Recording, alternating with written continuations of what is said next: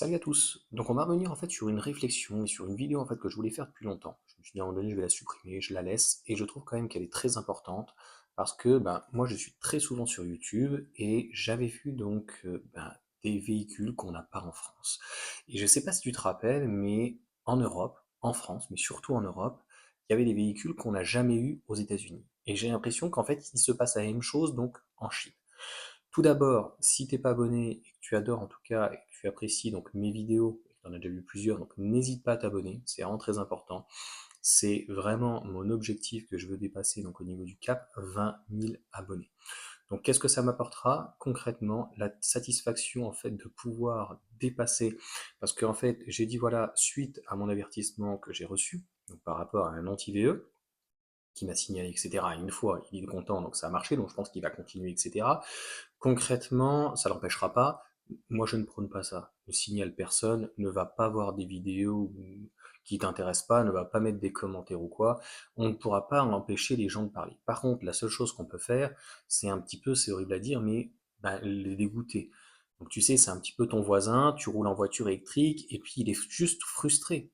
Hein, il est là à essayer de te vendre son véhicule diesel comme s'il était écologique, quoi. Donc, concrètement, abonne-toi, c'est vraiment très important, et pas pour le référencement, mais pour arriver à 20 000 et pouvoir dépasser donc ce type de personnes.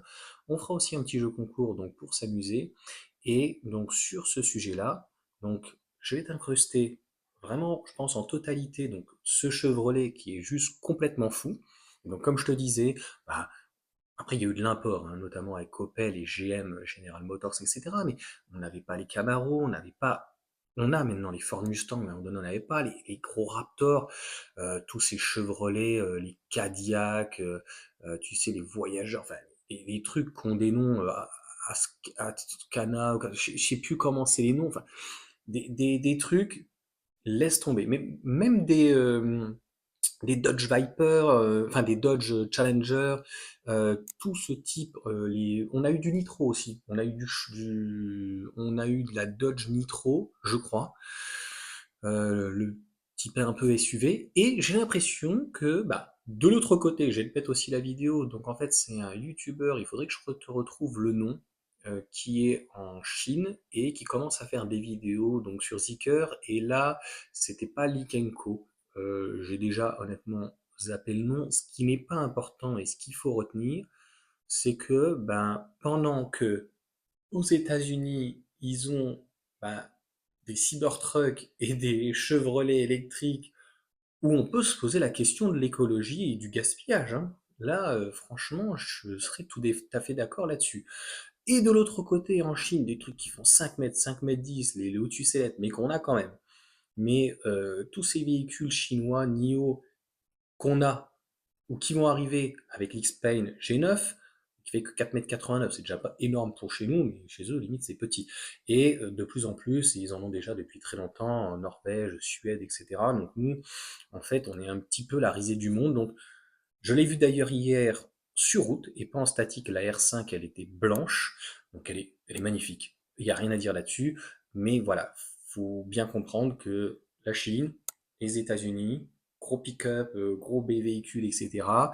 Et on peut se poser la question sincèrement, par contre, de l'écologie, d'avoir une batterie de 100, 120, 160 kWh, etc.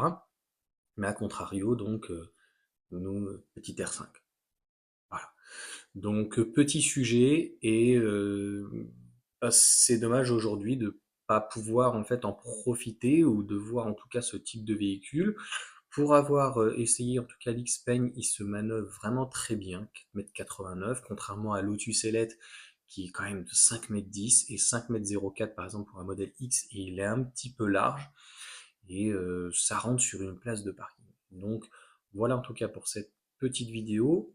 Ça va être plutôt une réflexion et qu'on est ensemble, de me dire qu'est-ce que tu en penses et dire voilà, non, nous on est bien avec nos petits Cupra Born, tu vois, notre petit D3, ID4, nos petits 3008, tu vois, éventuellement, et puis on laisse aux autres.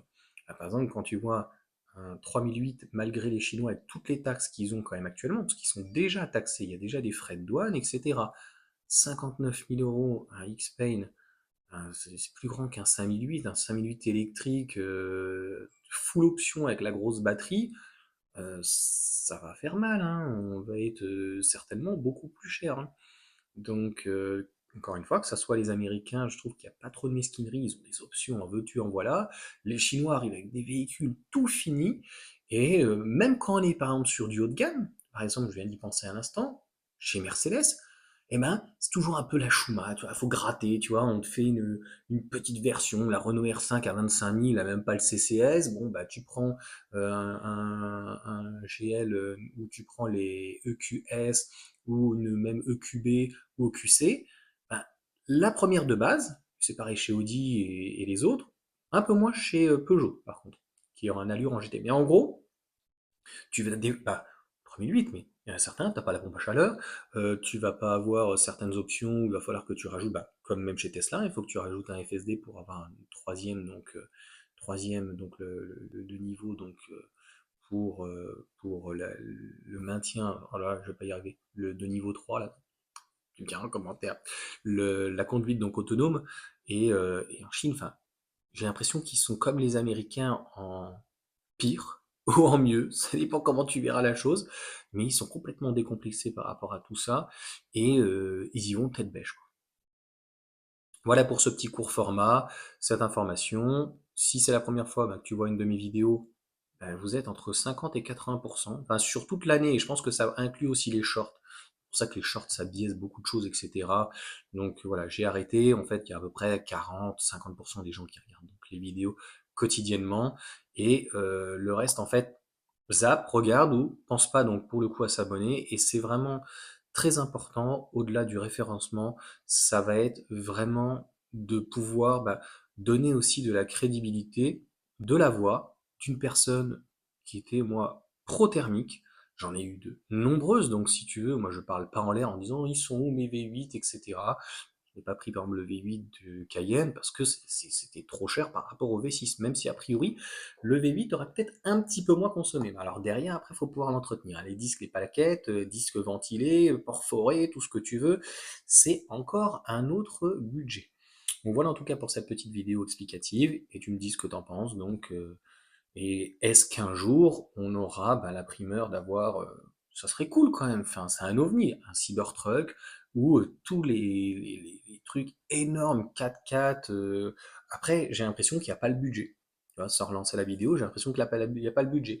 Quand tu vois le BYD, le Hang et le Tang qui sont commercialisés en France, a priori, il n'y a pas le budget, ou alors c'est peut-être aussi trop cher. C'est peut-être aussi trop cher, hein, parce que clairement, BYD est arrivé, je pense, trop élevé au niveau des prix.